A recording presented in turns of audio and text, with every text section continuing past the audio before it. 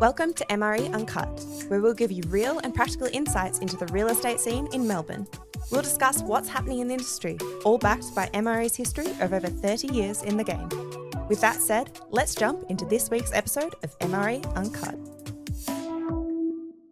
Welcome to another MRE podcast. My name's Stephen Fitzsimon, and today I'm joined by Peter Hooymans. G'day, Steve-O. Thanks for the whack, Peter.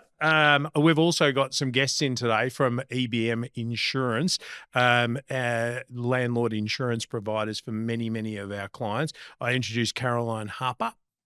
Thank you. And Roy Garcia. Steve, thank you very much for having us. No, thanks for coming in. So,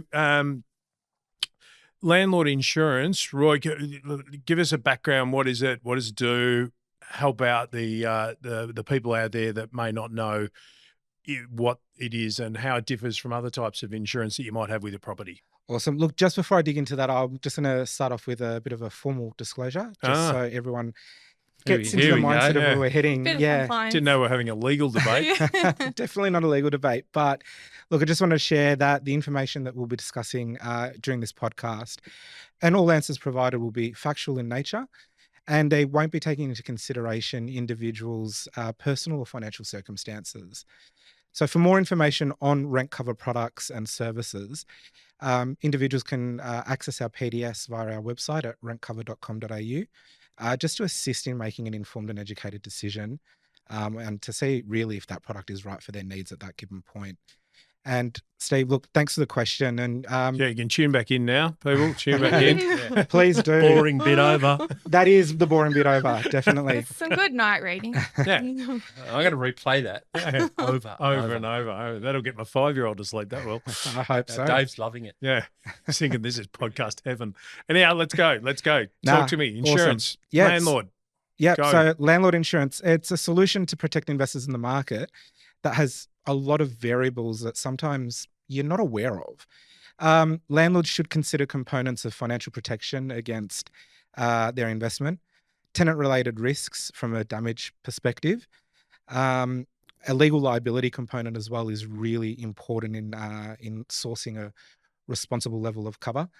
And in some instances also encompassing building protection as well, depending on if it's a freestanding home or unit as an example versus, your strata's already built into your apartment buildings as such. So let's dumb that down a little bit because it's a bit of a minefield. I own a house and it's in the suburbs and I've got tenants in it. What type of insurance do I need or should I have? Yeah.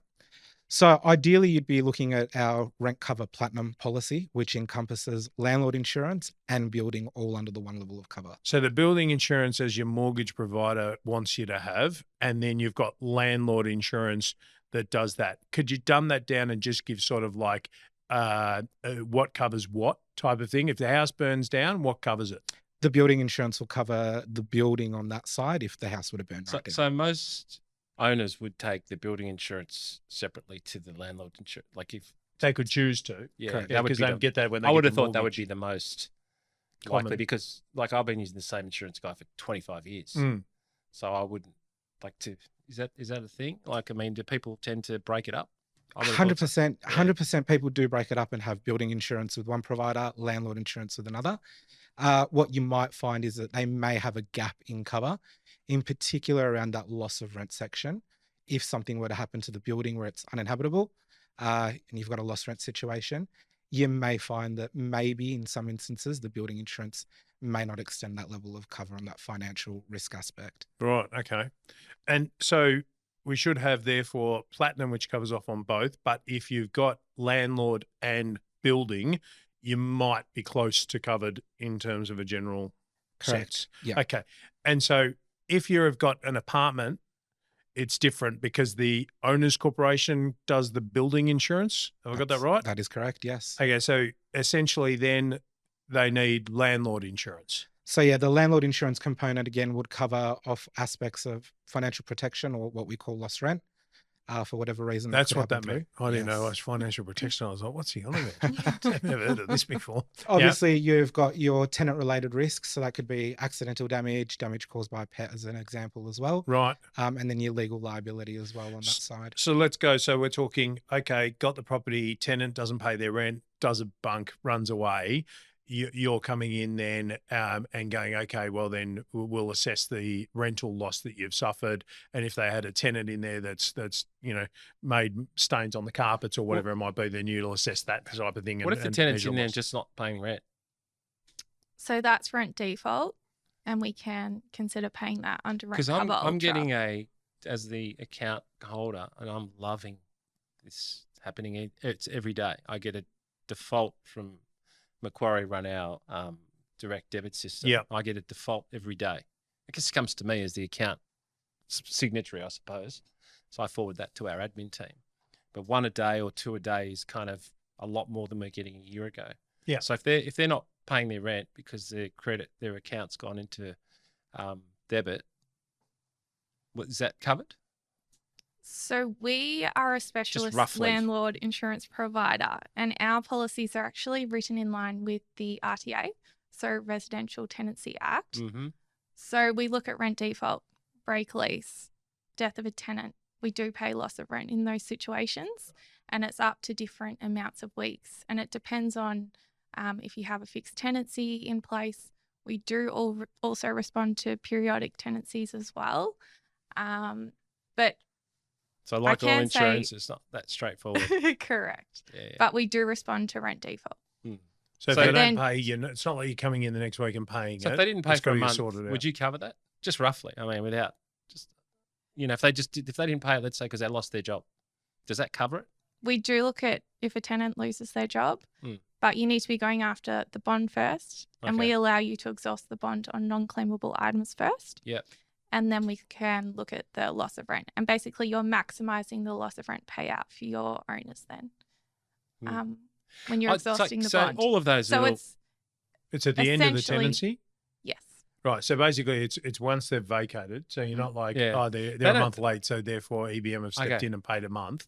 It's okay, you've kicked them out, they've vacated or whatever's happened to complete their tenancy. Then you go through any of the things that are left over, and then you go, all right, EBM covers this and covers this. This we'll take from the bond. EBM will top up the rest. we never had And those you're discussions in issuing- our office, by the way. Well, Which is that's a really, I just was curious, Mm. but we never, the big talking point is always the meth labs. Yes. Can And you- they have Do you want to talk, they so have we save the good expanded bit to since the end? COVID and become a bit more popular. Have they? Yes. Because So our claims that's doubled. always makes news in our office. Like that's a really good, like, And we don't have the labs. because- we just have some apartments that have tested positive that's what I'm saying. for meth But use it's- or meth something. So Like, to I give don't us an know. idea, right? Yeah. If you get say an 80 square meter apartment that's had that going on, give us I'm not going to hold you to it, a Yeah. clean bill. Because I've So heard let's say clean they're- bills are like 50 grand. Yeah. So we pay up to 70,000 if Yep. there is a drug lab, and we do respond to meth lab situations, and then we will pay loss of rent during that time as well. Has that We're meth, has carrying that out the payout repairs. come down over the years because it's become more prevalent? No. No, if No? anything, some other providers out in the market have Yeah. either reduced that level of coverage Yeah, and or removed it. yeah. Mm. It's not a and- trick question. I just No, kind of no. go, Yeah. when it's happening more, insurers are getting hit. So if you're paying, Makes sense what's to our trim it. typical insurance premium per annum? Rough. In Victoria, it's $457 Yeah, full, so cheap. full premium Cheap at the insurance. moment. So Yeah. you can't cover too many $70,000 payouts for when you're collecting 400. Yeah. Yeah. And That's you And- compare it to your house insurance or you compare it to your car insurance. So, 457 is peanuts. So 450 sounds pretty cheap. Usually if that less happened to than you. a weekly rent amount. Yeah. Yeah. Do you Yes. get Generally. Yeah. Okay. So that's sorry, I just wanted to touch on that because that's happening. It happens Mm. a couple times a year, right? It varies. So I think Mm. the expensive ones Yes. have had to have had quite a bit of meth use within them. So what's happening is that property managers now across the state are going into properties and they're getting trained on identifying the signs of meth use in a property. Some of it is more common sense, like they're going in at routine inspections and they're seeing stuff.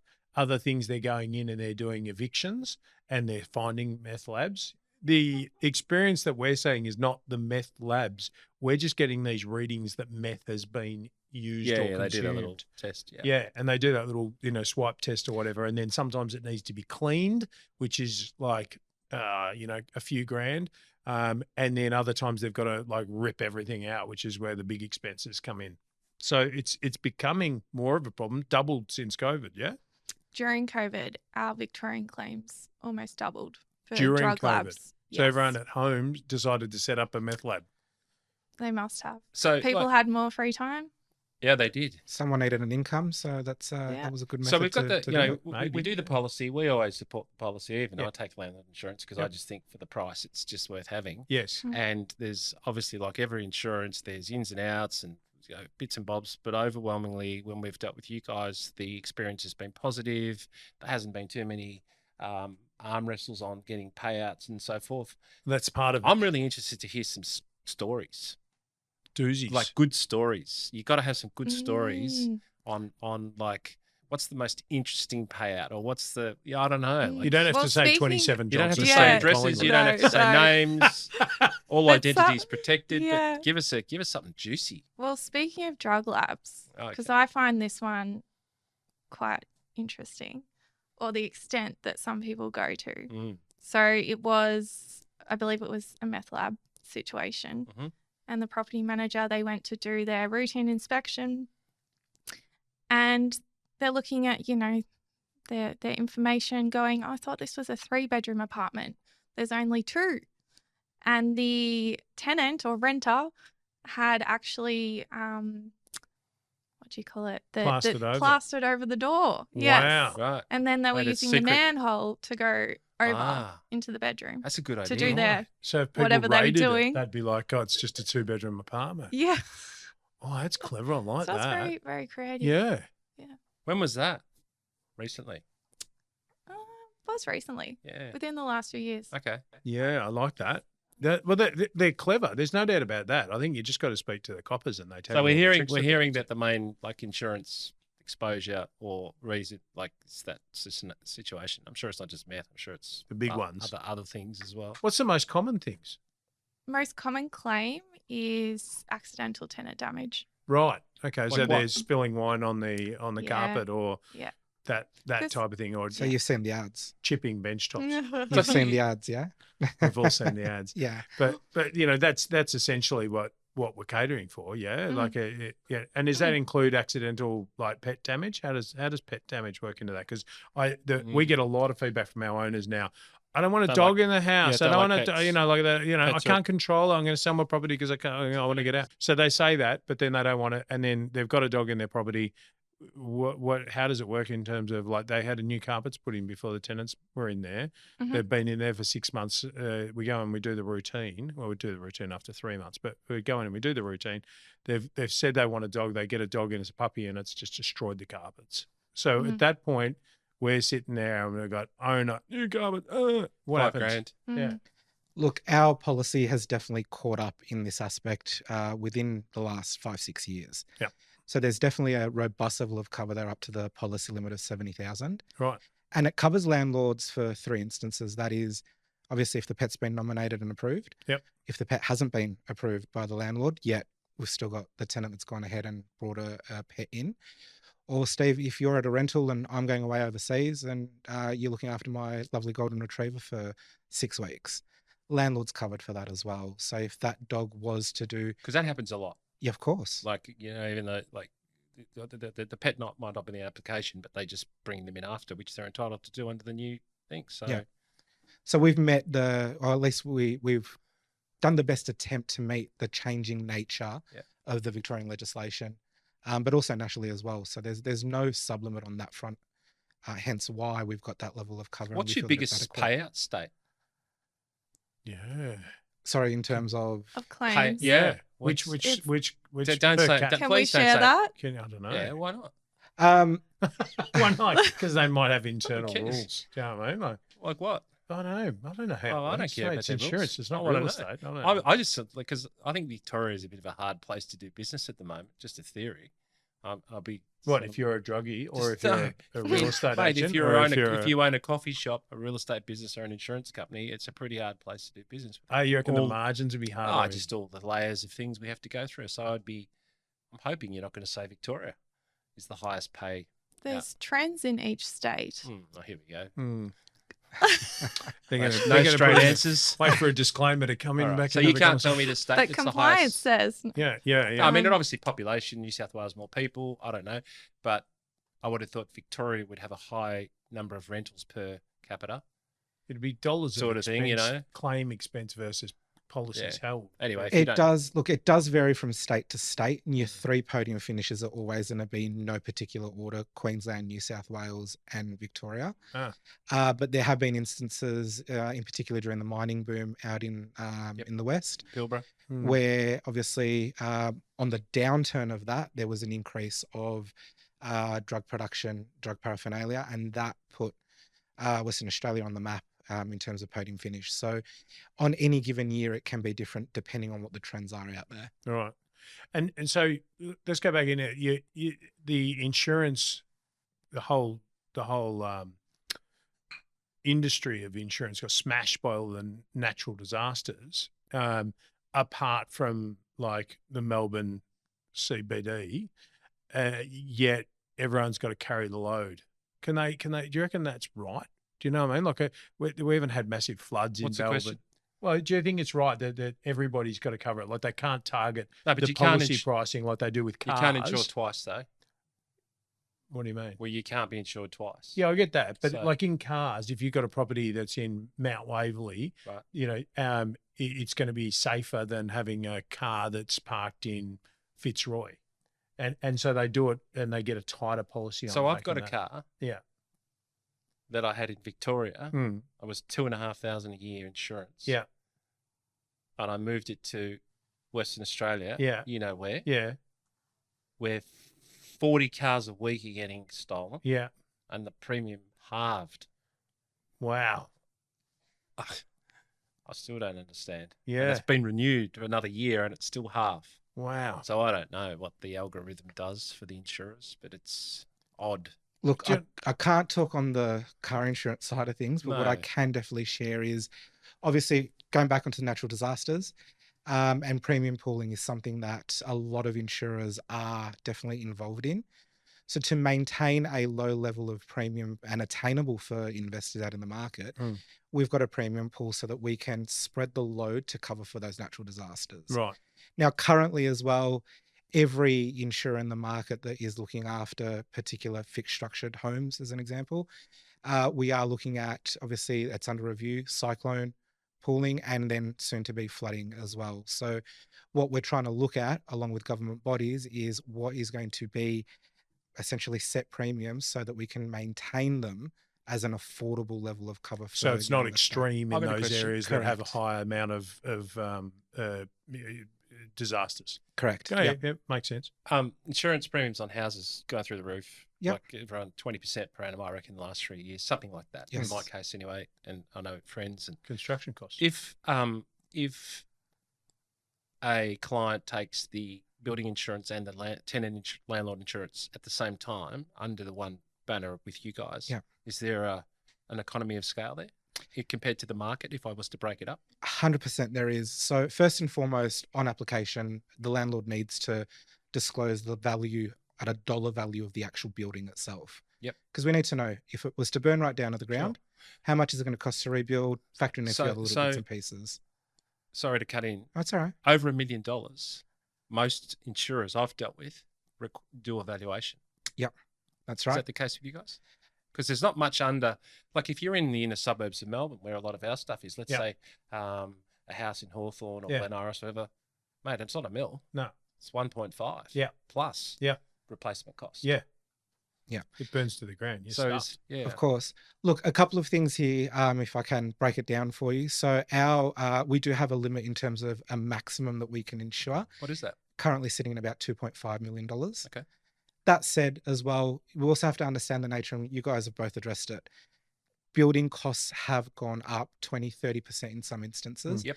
And that's also what's going to affect your premiums, as well as the age of the building. And then if you've also got heritage listing, in particular around the areas that you're working in as well. So there's a few different factors that could impact that. But the one thing as well from an insurance perspective is that particular premium needs to be reviewed every year, because we need to increase that value on the building so that the individual that has got that level of cover isn't underinsured should the worst happen at being a total write-off. Right. So that it doesn't fall behind what the replacement cost would be. Correct. Gotcha. Come back to landlord insurance. What's your premium done in the last 3 years as far as increase? Do you know roughly? Percentage? Percentage-wise, depending on the market. Ballpark. Yeah. Look, if we look at ballpark, then we'd be looking at around that 30% in terms of increase Per annum. nationally. Yeah. Gee, okay. Yeah. Which is sort of in line with just about everything else. Yeah. And then when you factor in as well, 10% a there's year. been, there's also been, again, you yourselves understand this, landlords have had those inflationary pressures, have had those interest rate pressures, which in turn have increased rents as well. Yeah. And that's also what's affecting those payouts on that side of You've got to pay out insurance. more because the rents have jumped. Yeah.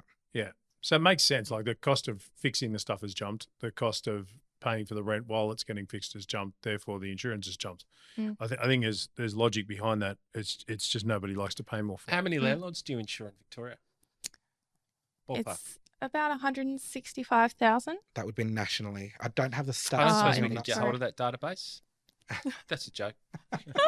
No, it sort of it is. That'd be good. It'd be great. You could have a leak. Okay, that's a lot.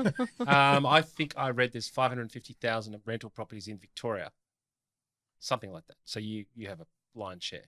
You have a good Yeah, share. good chunk. Yeah, But definitely. always want more. Has that number increased since COVID? Let's say, Jesus, COVID, I don't know, 2020. I don't really like saying the COVID word, but are you getting more clients sign on? Are there people wanting to save the $500, for example? Look, there's a bit of a split out in the market currently. So those that are still happy with the level of service that we've got are staying on.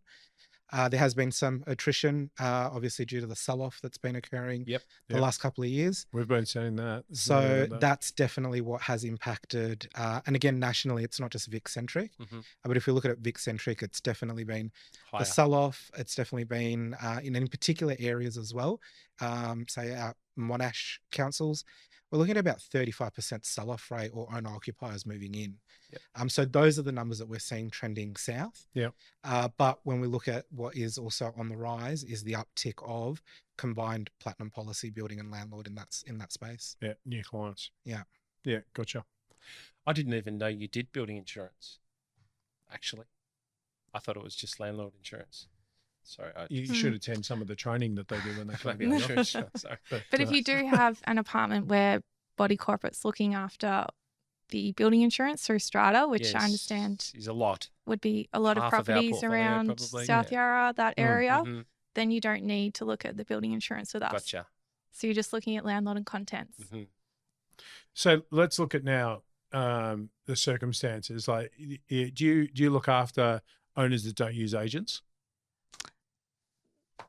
We used to, but this is a change within our policy. Came through in What is that? 2020, actually. Is it a higher risk? Yeah, it was looking at risk and So risk appetite is something that every insurer is reviewing. Of course. And through a professional entity such as MRE, your team have got all the information at their disposal, as well as understanding legislation. Those that are managing them by themselves, there's going to be some gaps in that knowledge. And a lot of insurers in the market are reassessing that support that they're probably going to be no longer extending on that front. Yeah, okay. So it's going to get tougher if you're doing it yourself. So let's then go to, okay, you're looking at getting landlord insurance. You've gone onto the EBM website, you've read your PDS and all your disclosure stuff that you're rambling on about before, and you've decided that yes, this is the right policy for you, and you sign up, and then you go ahead, and then 6 months down the track, you've got that example. They've got the dog, they've damaged the carpets. You're sitting there. What do you do next? What's the step for an owner to make a claim with EBM? Where do we go, Caroline? and this is being managed by a property manager. Yeah. Yeah. So for tenant damage, usually it's the end of a tenancy. Okay, so you can't claim if they've trashed your carpets halfway through and you've breached them and all this sort of stuff, then you can't or you don't claim then? Typically, you would claim at the end of the tenancy. Yep. And so you're going after the bond. Yep. And then if the damage is above the bond amount, then you can lodge a claim So with when us. you think about it, the bond really doesn't, I mean, the bond is a month's rent, right? So Yeah. it's not really much No. anymore. No, Mhm. not with the costs of all the work that you've got to Yeah, do. I And mean, they've it's capped carpet them in now. one, if it's a good quality carpet, it's one bedroom probably. Yeah, Sort of thing. yes, yep. Or Yeah, one appliance. that's all it is. Yeah, it's not much. No. Mm. And you know, now the legislation is 1 month is maximum unless it's over 900 a week. Okay, then you can Then you negotiate. can do what you want, but Yeah. nobody you can't do it that much because Like the way it's reality going, is we're no going to one be at wants to chip 900 a in. week. A lot of stuff's going to be Yeah, 900 a week. the way we're correct. going. Yeah. We're going to get there quickly. They'll just then amend it and push it up again like they did with the Okay. emergency repairs and all that sort of Righto. stuff. So, Mm. nonetheless, we'll Sorry, soldier carry on. So we wait until the end of the tenancy effectively, and then use the bond if we can, and then if there's anything that's left over, that's done. And then how much involvement is there from a landlord, or should I say Mm. rental provider, Mhm. in the in that process? So the rental provider or RP, they can essentially, if they have a property manager in place, Yep. the property manager can lodge the entire claim with us. And we know MRE staff do that. And that's a great aspect of working with an insurer or looking after the owner from the very start to the very end. Question. Yes. Sorry. How many do we do a month, roughly? Claims. That's Yeah. a good question. I don't know. A month Yeah, I just would- across our 4,000. yeah. Is it 2? Is it 1? I that don't. your agency submits. Yeah. I would say you submit a few a year, Is that it? that's good. Yeah, because we The select good exact tenants. number I would need to check. No, that's all right. But it's not like thought it might it's be not like 30 you're a year. sending through 30 a week. No. Okay, Right. Good, No. good, And good. that's onus on you guys and how well you operate, because you're wanting to be lodging a claim when things go wrong. So if Yes, that's your why I tenant was selection is asking. That's on what- point, that's everything- Where my yes, brain was yeah. going was yes. hopefully we're not So, lodging no, too you many. guys are amazing operators, Thank you. and I have to give you a shout out and say you really stand out in the rental management space. So yeah, well done. Okay. Well, you can come back now. Thank you. No, you Yeah. guys are amazing, and we really love working with you. Yeah. Okay. So Yeah. for us, we look at it as a minimal expenditure to get a lot of protection about those things that can't be predicted. And I've spoken to many a client going, oh, but you know, if you choose good tenants, then you know, why do you need to worry about it? Do you know what I mean? Like that's sort of the Another question. yeah. How many of our clients would have it as a percentage? I'd say some as a percentage who would have cover. Mm. I would say it'd be 80%. Of 4,000? Yeah. Wow. Okay, that's a lot. Yeah, it's a lot. Yeah, we don't push it, but we support it. I mean, I have it because I kind of go, I've seen some of the things that can happen. And That's all you've got to do. $400. Like I use 10 the bucks a week. example. We had a case. Deductible too, by the way. Yeah, it is tax deductible, another expense. Yeah, But I that's had a financial case. advice, not financial advice, though. No. Well, That is you, a you fact, must though. take your own. You can Yes. you can lodge it through your tax. Sorry, I was being There smart. you go. So I had this case Backing where you there. Yeah. a nice couple moved into a property and they'd been renting another property from an agency that was local for the last 2 years. They both had good jobs and everything was fine. And you Mhm. look at that and you go, okay, jobs confirmed, income confirmed, rental reference confirmed from an agency, you know, tick, tick, tick in terms of what you look for as an agent when you've got tenants who want to move into one of your properties. And then they move in and 6 months later they break up. And the clean freak girl that was living there moves out and she leaves the bloke who's actually a bit of a grot, but she's been keeping the place nice. And then he gets all the press because his girlfriend, love of his life's gone out and loses his job. And so you've got a grotty bloke with no money in a property that has been occupied for 6 months, and you come in and you do your routine inspection and things are going bad, and then he gets broke and then it ends badly. He has to vacate the property, and you got no warning sign on that. And that's why I say that Is this you a can't real predict it. situation? Yeah. This can be quite common. Yeah. So as a property manager, you can't have a crystal ball into the future, you can find an You know why amazing gypsies renter. walk funny? Because they've got crystal balls. Sorry. Yeah, there you go. I just have to throw that in. Right. That's So- fine. Popped in my We head. need some gypsies around. Yeah. So yeah, you can find an amazing renters, and then relationship breakdown. They could lose their job. Many things could Shit unfortunately happen. Yeah. Yeah. That's common. Yeah. Yeah, but like, And then- and, So what's and the they're the answer to bits. it? Sorry. No, well, the answer is that you can't. It doesn't matter how good an application is. It doesn't matter how good tenants look on paper. It doesn't matter if they've been there for 2 years. The key thing is that something could happen at any time that changes everything, and therefore having insurance is your fallback, and it's not that expensive. So you sort of like, it's just part of the equation. Any other good stories before we wrap? Yeah. Any other like that spring to mind? Got to be something. Well, I will also add Mm. onto looking at cover and things that can happen. It's also your insured events. So if you have an apartment and there's a burst water pipe, the contents, that's through your landlord insurance provider. So carpets, floating floorboards, That things happens a like bit. that. That That's happens a very lot. common. Yes. Yes. So That's that's the flood something. from the people We upstairs have a few that aren't your ground tenants. faults. Yeah, well, that's Yeah. But actually. if it goes through to your apartment, then you're lodging it with your insurer. Then can you get it back off the guy upstairs? Do you chase them? No. No, you just pay it. Yeah. Yeah. With leaky water leaks in apartment buildings, especially let's say 10 years old, Yeah. is bloody. And the it's fire, when the unfortunate. fire alarm It's too goes, common. someone sets off the fire It's too alarm. common. Whoa, that floods Yeah, the a whole lot of thing. lot of apartments in Melbourne. You see those in the city and subpar, the- unfortunately. But Yeah. Yeah. A lot of moving parts once you've got a strata in there. But look, to answer your question there, nice story. I can definitely share one with you all. Model tenant, going back on what Steve was talking about. And then unfortunately, everything throughout the tenancy was going really well. But unfortunately, there must have been a mental health situation that had occurred, to which the individual living at this property turned into somewhat of a hoarder. To which obviously the hoarding created some health concerns with the surrounding neighbours at this townhouse situation and block. On removing the tenant eventually after getting this individual evicted, going through very dirty situation in the sense that there are about 8 or 9 felines that were actually living I was going to say, were they downstairs. hoarding cats? Yeah. Yes. Cat person. Yeah. So the Cat bathroom ladies, yeah. downstairs was actually had been used as Yeah, enough. okay. Yeah, No. it gets Yeah, a bit dirty. Like I'm just singing No. that. Just so I'm going to have a spew in a minute. So I'm there's just- some I've seen pet those damage pictures, yeah. occurring. But yes, pet damage, obviously damage Oh, to yeah. the contents, but also a lost rent situation that had occurred. Because you've in got to that. clean up afterwards. And What was that claim worth? It actually exhausted the limit of the damages 70 that was grand. done. So there was a cash settlement of 70 and then an outstanding portion. Wow. Jeez. And then look, there was also an outstanding portion on the lost rent side So as if well. they'd paid that premium for 10 years, they're miles in front. 100%, yeah. And but that would really come back to the agent a little bit as well. I mean, that agent probably shouldn't have let it go that long.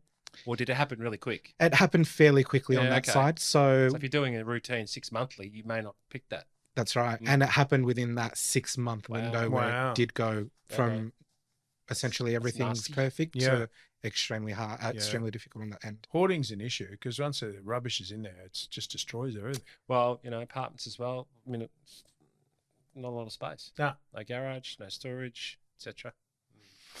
Awful. Okay. okay. Brilliant. Stories. Thanks for coming in, guys. Thanks for having us. That was a great insight into what's going on out there and keeping an eye out for things.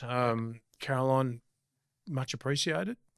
Thank you so much. We'll see so you at much the for next having training us in, session. Steve. And then Yes. Roy, great to have you in. Thanks for having us. And again. hopefully we see your smiling face again in the future. Yes. Thank you. You Thanks. guys are great. Thank you. Thanks, Steve-O.